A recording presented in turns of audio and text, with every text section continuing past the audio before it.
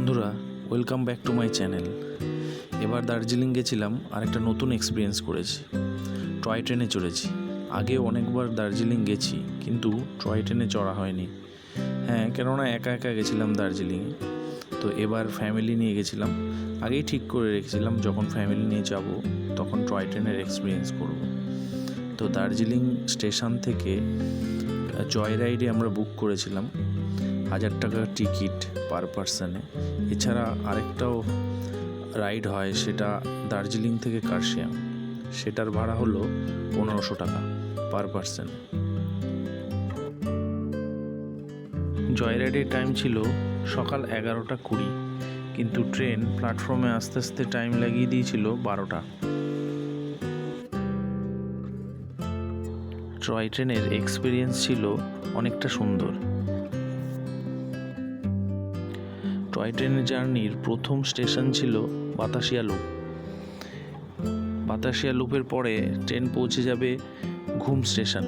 সেখানে কিছুক্ষণ দাঁড়িয়ে আবার ব্যাক করে দার্জিলিংয়ে ফিরে আসবে। চলো তাহলে যাওয়া যাক, এক্সপিরিয়েন্স পুরোটা শেয়ার করা যাক তোমাদের সাথে।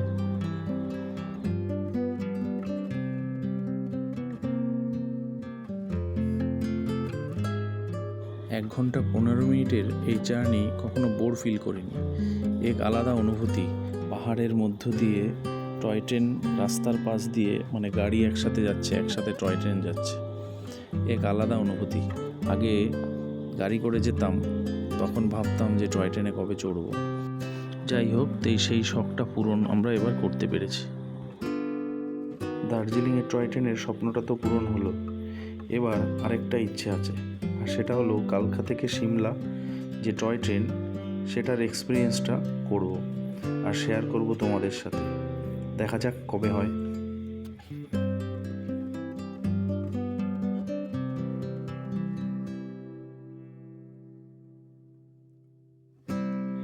আরেকটা কথা তো বলাই হয়নি, আমাদের সাথে রাজুদাও ফ্যামিলি নিয়ে গিয়েছিল।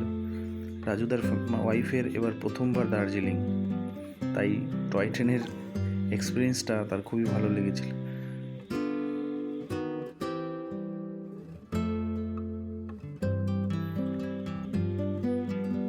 চারপাশের পরিবেশটা কি অপূর্ব লাগছে দেখো, মেঘে ঢাকা দার্জিলিং, তার মধ্য দিয়ে আমরা টয় ট্রেনে করে এগিয়ে চলেছি।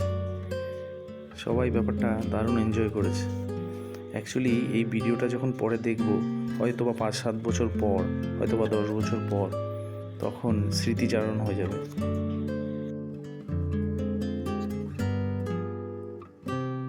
যতবারই দার্জিলিং আছি না কেন, সবকটাই কম হয়ে যায়। আবারও মনে হয় যেন দার্জিলিংয়ে যাই। আমাদের বাঙালিদের কাছে দার্জিলিংটা একটা ইমোশন। যখন টিকিট কাটি, তারপর যখন 2 মাস পরে এনজেপিতে নামি, তখনই মনটা আনন্দে ভরে যায়।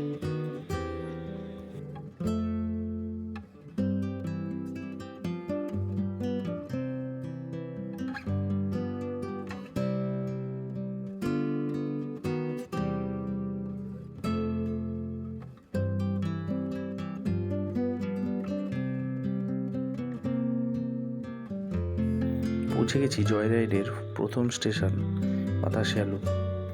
এখানকার পরিবেশটা খুবই সুন্দর, আর এখানে লোকাল ড্রেস পরে সবাই ছবি তুলছে, আর এই টয় ট্রেনের ভিডিও করে সবাই যেমন রিলস বানাচ্ছে। এটা আলাদা পরিবেশ। এখানে ট্রেনটা মিনিট 15 মতন দাঁড়াবে, তারপরে আবার স্টার্ট করবে।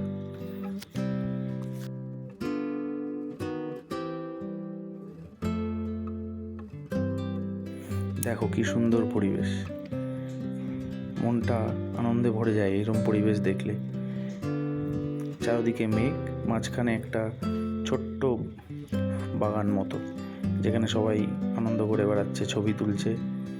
15 মিনিটের ব্রেক, তারপর আবার জার্নি স্টার্ট।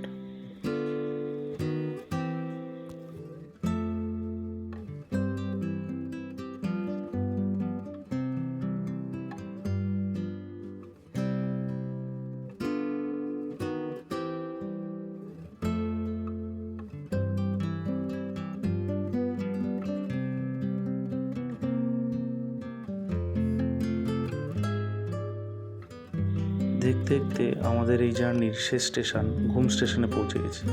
দেখেই মনে হচ্ছে কেমন একটা ঘুম ঘুম ব্যাপার, তন্দ্রাচ্ছন্ন পরিবেশ, চারিদিকে মেঘ আর লোকেরা ঘুরে বেড়াচ্ছে, একটা আলাদা পরিবেশ। তবে এই ঘুম স্টেশন দার্জিলিংয়ের সবথেকে উঁচুতে, আর এটা ভারতবর্ষের সবথেকে উঁচু প্ল্যাটফর্ম। হ্যাঁ, সেটা দেখেও মনে হচ্ছে চারিদিকে মেঘে ঘেরা। যাই হোক, এই ভিডিও আশা করি তোমরা এনজয় করেছো। আবার দেখা হবে নেক্সট কোনো ভিডিওতে। সবাই ভালো থেকো।